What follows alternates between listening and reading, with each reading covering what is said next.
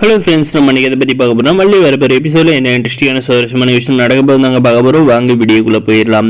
நம்முடைய விஜய் பார்த்தீங்கன்னா தேவையில்லாமல் நம்மளுடைய மல்லி மேலே வந்து கோவப்பட்டுக்கிட்டே இருக்காங்க. நம்முடைய மல்லியால் பார்த்தீங்கன்னா அவரோட தலைவலிக்கு ஒரு காஃபி வந்து போட்டு கொடுத்தாலே அதை வந்து அவர் வந்து குடிக்க மாட்டேன்ற தட்டி விட்டுறாரு.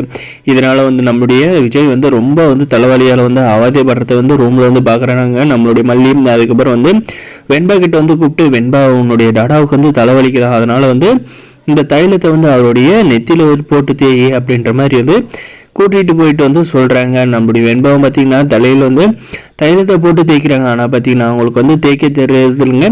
அதான் நம்முடைய விஷயம் பார்த்தீங்கன்னா அது வெண்பா எதுக்கு வெண்பா நீ இதெல்லாம் வந்து பண்ணிகிட்டு இருக்க அப்படின்ற மாதிரி கேட்டு, ஒன்றும் இல்லடா உங்களுக்காக தான் பண்ணுற அப்படின்ற மாதிரி வந்து நம்ம வெண்பா குட்டி வந்து சொல்கிறாங்க.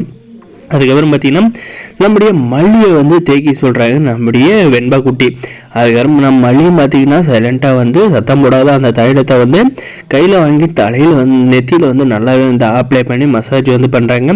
நம்முடைய விஜயுமே பார்த்தீங்கன்னா யாரா மசாஜ் பண்ணுறது இப்படி இருக்குது அப்படின்ற மாதிரி வந்து யோசிச்சுக்கிட்டு வந்து, வெண்பா சூப்பராக வந்து மசாஜ் பண்ணுறேன், எங்கே கற்றுக்கிட்டேன் அப்படின்ற மாதிரி வந்து கேட்டதுக்கு பார்த்தீங்கன்னா, ஐயோ டாடா நான் இல்லை மல்லியம்மா தான் அப்படின்ற மாதிரி வந்து சொல்லிடுறாங்க. சொல்லிட்ட பாரு பார்த்தீங்கன்னா நம்முடைய விஜய் வந்து கண்ணை முழிச்சு பார்க்குறாங்க. நம்முடைய மல்லி தான் வந்து அப்ளை பண்ணிட்டு மசாஜ் பண்ணிக்கிட்டு இருக்காங்க. மல்லி என்ன இதுக்காக வந்து நீ வந்து எனக்கு வந்து மசாஜ் பண்ணிக்கிட்டு இருக்காத்தி, உனக்கு இது வந்து தேவையில்லாத வேலை, யாருக்கு உனக்கு அந்த உரிமையை வந்து கொடுத்தது அப்படின்ற மாதிரி எல்லாம் பார்த்தீங்கன்னா சர்ற மாதிரியே வந்து கேட்குறாருங்க. நான் வந்து சைலண்டாக இருந்தால் வெண்பாவை தான் தேய்ச்சி கொடுத்தோன்னா அவள் வந்து என்கிட்ட வந்து கொடுத்துட்டா, எனக்கு வந்து தேய்க்க தெரியாது, நீங்களும் வந்து தலைவலியால் வந்து ரொம்ப வந்து அவதிப்பட்டதுனால வந்து எனக்கு வந்து வேறு வழி தெரியல, அதனால தான் வந்து உங்கள் நெத்தியில் வந்து கையை வச்சு தேய்ச்சேன் அப்படின்ற மாதிரி வந்து சொல்கிறாங்க.